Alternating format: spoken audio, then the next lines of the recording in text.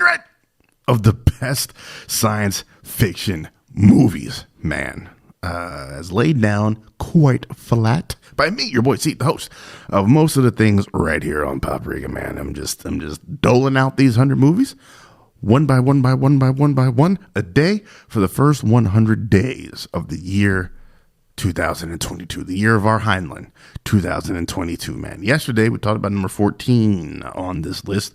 It was Aliens. Today, we're talking about number 13 on this list, and it is Alien.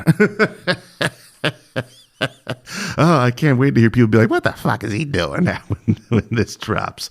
Let's check out this tagline. In space, no one can hear you scream. Listen, that might be the dopest tagline ever laid down in movies. Like, The Fly comes close, be afraid, be very afraid. But Alien, in space, no one can hear you scream is the most wildest confluence of words put back to back to form a sentence. I love this tagline. Much like I love this movie, man.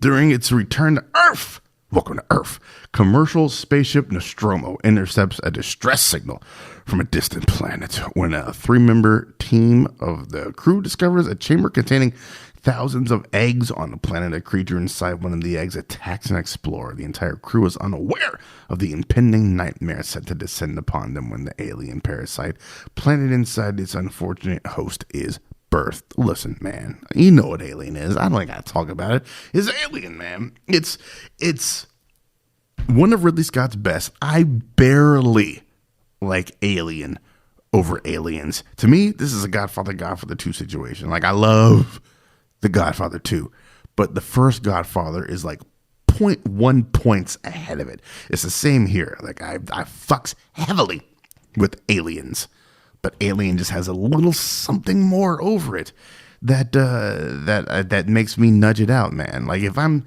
going to sit down and watch one of these two, 6 times out of 10 is going to be Alien.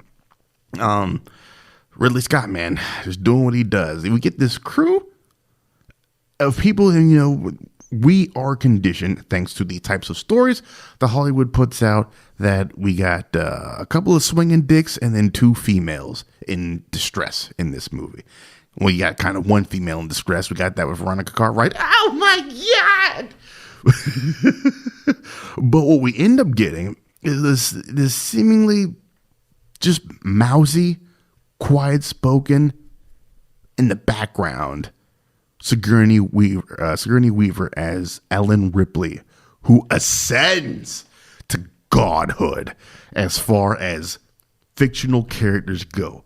It's like Ripley and Leia are right there at the top for, like, as far as females. It's like Ripley, Leia, Furiosa. Boom. That's probably my top 3 right there. Maybe Scully. But just the thing that Ripley has over, like, Furiosa is just a straight animal.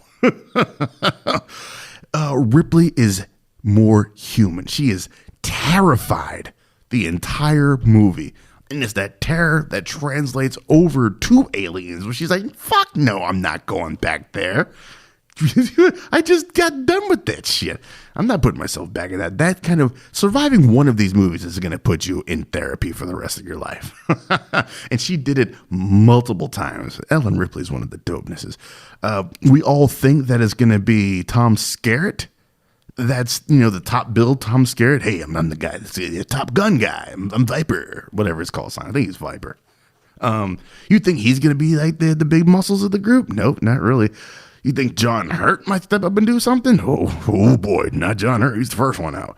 Harry Dean Stanton and Yaphet Kotto make one of the best combinations of characters in all of fiction. And I don't say that lightly. I think with the little bit of screen time they get together, I really love Harry Dean Stanton and Yaphet Kotto as a combination. Every time Harry Dean Stanton's just like, right. And I'm like, I fucks with that guy, Harry Dean Stanton. Obviously, the chest burster scene. It's been well relayed that the crew didn't know what was going to happen. Veronica Cartwright was losing her shit during that scene. Yaphet Kotto's face is fucking classic all throughout it. Alien is the perfect haunted house in space. That's what that movie is. That's what a lot of people call it, man. It's a slasher. It's a slasher that's picking off our crew members one by one by one. And it's just entertaining as all hell to see how it plays out, man. And to see how Sigourney Weaver finally takes out the alien, man. Is this the lone? She's the final girl. When people talk about final girls in slashers, they always forget to mention Ellen Ripley. We got to get that changed, man. That's why it's number 13 on this list, man. Yep, number 13, Alien. We'll be back in 24 of the hours. Keep talking sci-fi right here on Paprika.